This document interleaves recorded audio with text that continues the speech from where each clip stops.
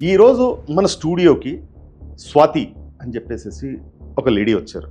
So ఆమెకి జరిగిన అన్యాయాన్ని మనతో పంచుకొని మా ముఖంగా మా ద్వారా మీ దాకా తీసుకెళ్ళండి, నాకు న్యాయం జరిపించండి అని చెప్పేసి 2 ఏళ్లుగా ఎంతో నరకాన్ని చూశానని, ఒక మూర్ఖుడి వల్ల నా లైఫ్ నా కెరియర్ని నాశనం చేసుకున్నాను.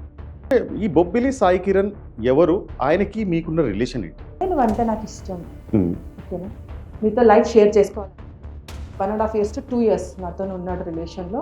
సీక్రెట్ పెళ్లి చేసుకోవడం జరిగింది. సో ప్రతిదీ నా దగ్గర నుంచి తీసుకునేవాడు, ప్రతిదీ నాదే వాడు. 19th September నుంచి 22 September వరకు ఈజ్ వెల్ ప్రిపేర్డ్.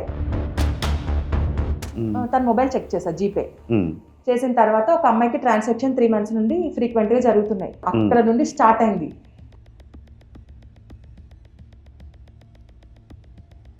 నా వర్షన్ ఏంటంటే, నాతో 1 year ట్రావెల్ అయిన తర్వాత నువ్వు ఎలా వేరే అమ్మాయిని, అక్కడ నుంచి క్లాష్ అయింది మా ఇద్దరికి.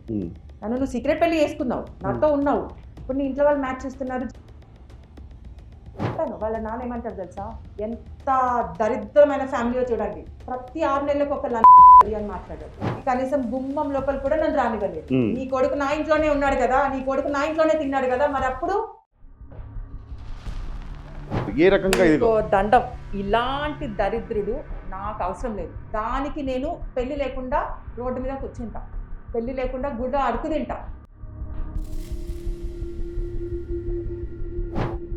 సిఐ హరికృష్ణ, నువ్వు ఈ మాట ఎందుకు అన్నావో నాకు తెలియదు. పబ్లిక్లో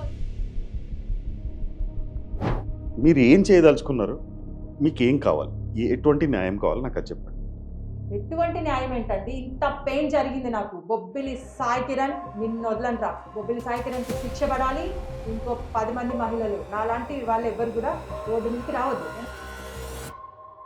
మినిస్టర్ గారికి కూడా నాది రిక్వెస్ట్, దీని మీద చర్య తీసుకోవాల్సిందే.